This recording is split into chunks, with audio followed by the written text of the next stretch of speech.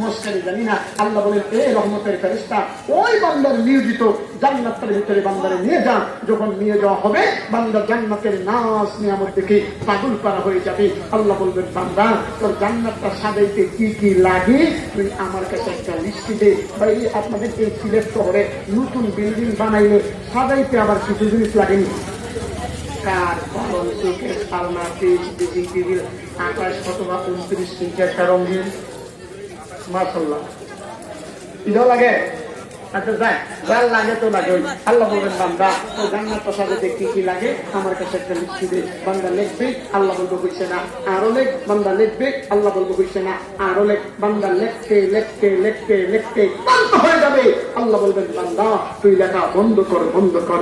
আমি আল্লাহ আমার নিজের মনের মতো করে আজকে তোর জন্য তোর জান্নাতটা সাজিয়ে দিব। এই জান্নাতের মালিককে আমরা সবাই হতে চাই। এই জন্য আল্লাহ পাক বলেন, ফাম্মা মান তাগা। এ মুসলমান ভাই, আল্লাহ পাক বলেন, এর মুকাররমের দল, আমি আল্লাহ তোদেরকে দুনিয়াতে পাঠাইয়া এমন একটা ব্যবসার কথা বলে দিচ্ছি, যেই ব্যবসার ভিতরে শুধুমাত্র লাভ আর লাভ, লস বলতে কিচ্ছু নাই। ব্যবসা করবা একটা, আমি আল্লাহ পুরস্কার দিব কয়টা? আর জোরে বলেন না কয়টা? 5টা। 1 নম্বর পুরস্কার জাহান্নাম থেকে মুক্তি। এবার আসুন 2 নম্বর পুরস্কার কি আল্লাহ বলেন, ইয়াগফিরু লাকুম যুনুবাকুম, আমি আল্লাহ তোদের জীবনের সমস্ত গুনাহ মাফ করে দিব। মুসলমান ভাই, আপনার আমার জীবনে গুনাহ আছে না নাই? আর জোরে বলেন না আছে না নাই? মুসলমান ভাইরা রে আমার, আল্লাহ পাক বলেন, বান্দা আজকের মাহফিল থেকে আখিরি মোয়ালাত না করে তুমি বাড়িতে যাইও না। তুমি যদি তোমার গুনার প্রতি লজ্জিত হইয়া শর্মিন্দা হইয়া আমি আল্লাহর কাছে তওবা করে চোখের পানি ফেলে ফেলে বিনাইয়া বিনাইয়া কান্দিয়া কান্দিয়া দোয়া করতে পারো, আল্লাহ পাক বলেন, আমার কোন গুনাহগার বান্দা যখন গুনার প্রতি লজ্জিত হইয়া শর্মিন্দা হইয়া আমি আল্লাহর কাছে তওবা করে চোখের পানি ফেলে গুনাহগার বান্দার চোখের পানিটা নাকের ডগায় আসার আগে আগে আমি আল্লাহ আমার বান্দার জীবনের সমস্ত গুনাহ মাফ করে দেয়। ও মুসলমান ভাই, 2 নম্বর পুরস্কার জীবনের সমস্ত গুনাহ মাফ।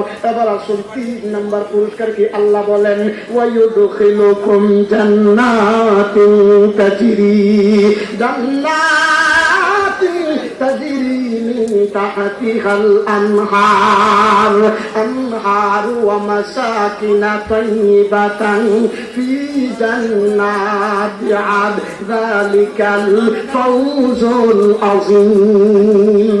আল্লাহ বলেন 3 নম্বর পুরস্কারটা সবচেয়ে বড় পুরস্কার। আমি আল্লাহ তোমাদেরকে এমন একটা জান্নাতে ঢুকাবো, যে জান্নাতটাকে আমি আল্লাহ বিভিন্ন নহর দ্বারা সুসজ্জিত করে রেখেছি। যেই জান্নাতের ভিতরে একবার ঢুকলে আর কোনোদিন বাহির হতে হবে না। এটা হলো 3 নম্বর পুরস্কার। এবার আসুন 4 নম্বর পুরস্কারকে আল্লাহ বলেন, ওয়া উখরা তুহিব্বুনাহা নাসরুম মিনাল্লাহ।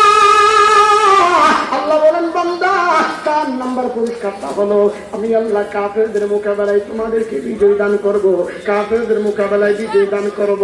ওয়া ফাতুহুন করিব, আর সেই বিজয় বেশি দূরে নয়, সেই বিজয় বেশি দূরে নয়। আজকে কাশ্মীরের মুসলমান মার খাচ্ছে, ফিলিস্তিনের মুসলমান মার খাচ্ছে, এর পিছনে একটাই কারণ, আমরা মুসলমানের মতো মুসলমান হতে পারি নাই। আল্লাহ বলেন, বান্দা তুমি যদি মুসলমানের মতো মুসলমান হইয়া আমি আল্লাহরে আল্লাহ বলে ডাক দেও, আমি আল্লাহরে আল্লাহ বলে ডাক দিতে দিই, আমি আল্লাহ তোমার ডাকে সাড়া দিতে দেরি করি না। 5টা পুরস্কার কি আমরা পাইলাম, কিন্তু মূল জিনিসটাই কিন্তু রয়েছে। কি ব্যবসা করবে, এমন কি ব্যবসা? আল্লাহ যে বলছেন যে ব্যবসার ভিতরে শুধুমাত্র লাভ আর লাভ, লস বলতে কিচ্ছু নাই। ব্যবসা করবে একটা, আল্লাহ আমাদেরকে পুরস্কার দিবেন কয়টা? 5টা পুরস্কার কি আমরা পাইলাম, কিন্তু মূল জিনিসটা ব্যবসাটা কি এটা আমাদের জানার দরকার আছে না নাই? আচ্ছা, ব্যবসায়ী ভাই এখানে কারা কারা আছেন একটু হাত তুলেন তো। মাশাআল্লাহ মাশাআল্লাহ, সিলেট শহর তো অনেকে ব্যবসায়ী হাত লাগান। ব্যবসা করতে গেলে কমপক্ষে 5টা জিনিস লাগে। কয়টা জিনিস? 1 নম্বর বিক্রেতা, 1 নম্বর বিক্রেতা, 2 নম্বর ক্রেতা, 3 নম্বর দ্রব্য, 4 নম্বর মূল্য, 5 নম্বর মার্কেট অথবা একটা বাজার। বিক্রেতা আল্লাহ, ক্রেতা হইলাম আমরা, দ্রব্য হইল জান্নাত, মূল্য হলো যার কাছে আছে যত, আর মার্কেট হলো সারাটা দুনিয়া। মার্কেট হলো সারাটা দুনিয়া। বিক্রেতা আল্লাহ, ক্রেতা আমরা, দ্রব্য হলো জান্নাত, মূল্য হলো যার কাছে আছে যত, আর মার্কেট হলো সারাটা দুনিয়া। আর ব্যবসাটা কি এখন বলবো না, আরো 5 মিনিট পরে বলবো, বললে আপনারা বেড়ে যান। এই জন্য আলোচনা করতেছিলাম, আমরা কি সবাই আল্লাহ পাকের দরা থেকে বাঁচতে চাই কি চাই না? এই প্রথম কথা মনে আছে, আল্লাহ বলে ইন্না রাব্বাকা লাবিল মিরসাদ, আমি আল্লাহ যেদিন ধরবো, আমার দরা থেকে বাঁচার কোনো উপায়। যদি আমরা আল্লাহ পাকের দরা থেকে বাঁচতে চাই, এখন একটা চমৎকার ওয়াজ শুনুন। আমরা যদি আল্লাহ পাকের পিছনের সমস্যা কি শোনার কিছু দিন মানুষ একটু বেশি তুলনা বলো, এই জন্য হ্যাঁ সুন্দর করে বসে যান। এখন যে ওয়াজটা হবে চমৎকার শুনতে হবে, দিনের কান দিয়া আমলের নিয়তে। তাহলে আমরা জি আবারও বলতেছি, আমি আবারও বলতেছি, প্লিজ আপনারা যেভাবে বসছেন আবারও বলতেছি, আপনাদের বসাটা সুন্দর, এর থেকে সুন্দর আর বসা হইতে পারে না। এরপরও দিনের জন্য, ইসলামের জন্য আরেক ভাইকে কোরআনের কথা শোনার একটু সুযোগ করে দেওয়ার জন্য একটু কষ্ট করে শুনলেন, একটু বাড়াবেন তো, একটু একটু বাড়াবেন, একটু। লা ইলাহা ইল্লাল্লাহ, লা ইলাহা ইল্লাল্লাহ, লা ইলাহা ইল্লাল্লাহ, লা ইলাহা ইল্লাল্লাহ, লা ইলাহা ইল্লাল্লাহ, লা ইলাহা ইল্লাল্লাহু মুহাম্মাদুর রাসূলুল্লাহ সাল্লাল্লাহু আলাইহি ওয়াসাল্লাম। সম্মানিত সুধী, বাঙালি কিন্তু সুরের ভালো। সারা রাত রাবিয়া বসির কিচ্ছা শুনে সকালবেলা বাড়ির দিয়া রাবিয়া বসি বেড়ানা গেলি, অর্থাৎ এক কান দিয়া শুনছে আর এক কান দিয়া বাইর করছে।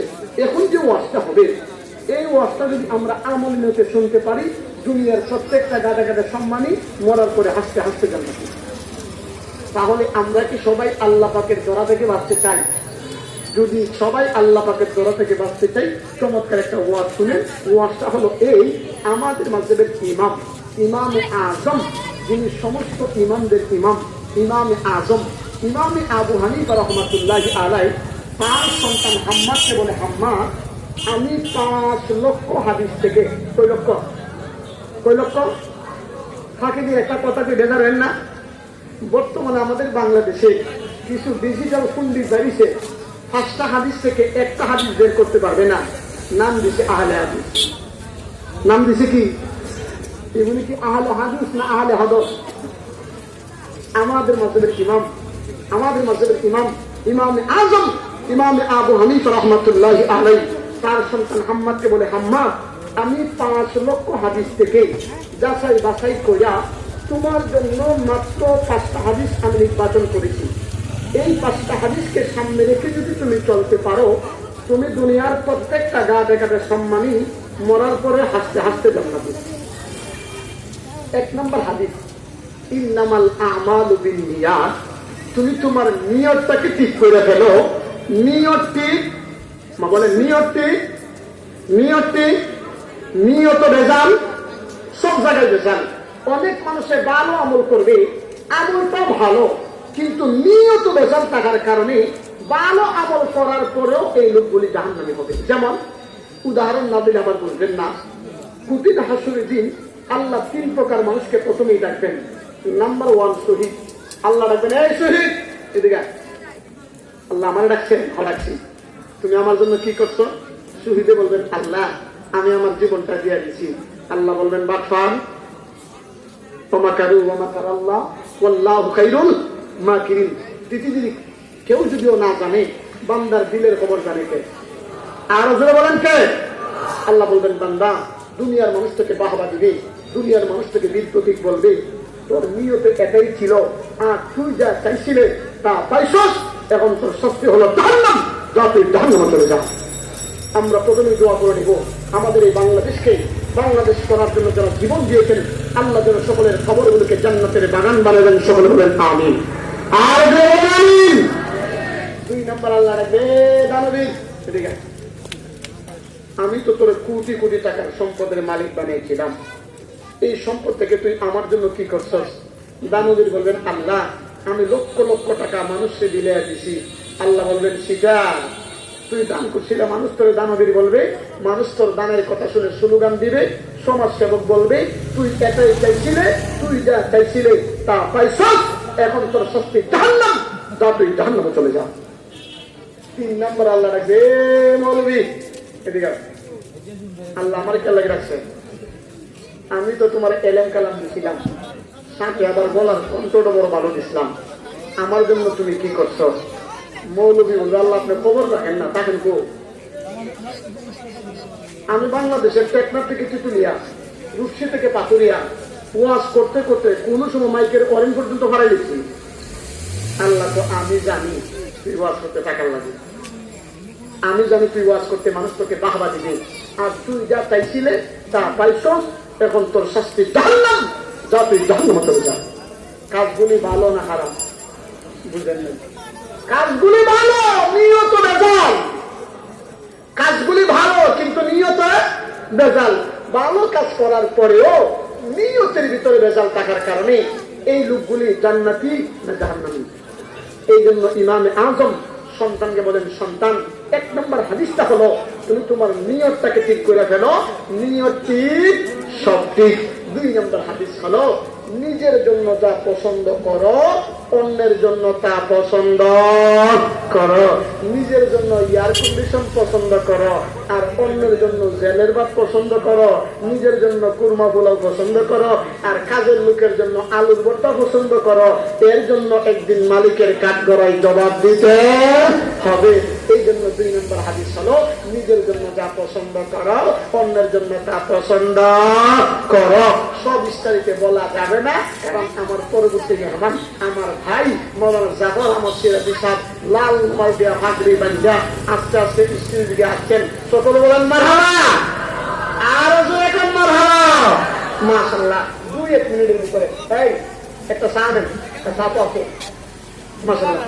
একটা রং হইয়া দিন বই ইনশাআল্লাহ, একটা রং সরি গরম ঠান্ডা দিন না, রং রং সরি বই মাশাআল্লাহ। সাদা খাট গ্রহণ আমরা আমার কথা শেষ করি, তারপরে একটা খাবেন গরম করে দিয়ে মাশাআল্লাহ। বলতেছিলাম 2 নম্বর হাদিস হলো নিজের জন্য যা পছন্দ করো অন্যের জন্য তা পছন্দ করো। 3 নম্বর হাদিস হলো, মনোযোগ দিয়ে শুনেন, 3 নম্বর হাদিস হলো সমস্ত সন্দেহযুক্ত জিনিস থেকে বাইরে থাকার চেষ্টা করো। সন্দেহযুক্ত জিনিস কারে কো? উদাহরণ না দিলে বুঝছেন না। আপনি গেছেন কাঁচামাল বাজার, টমেটো কিনবেন, টমেটো কিনে টুকা বেগুন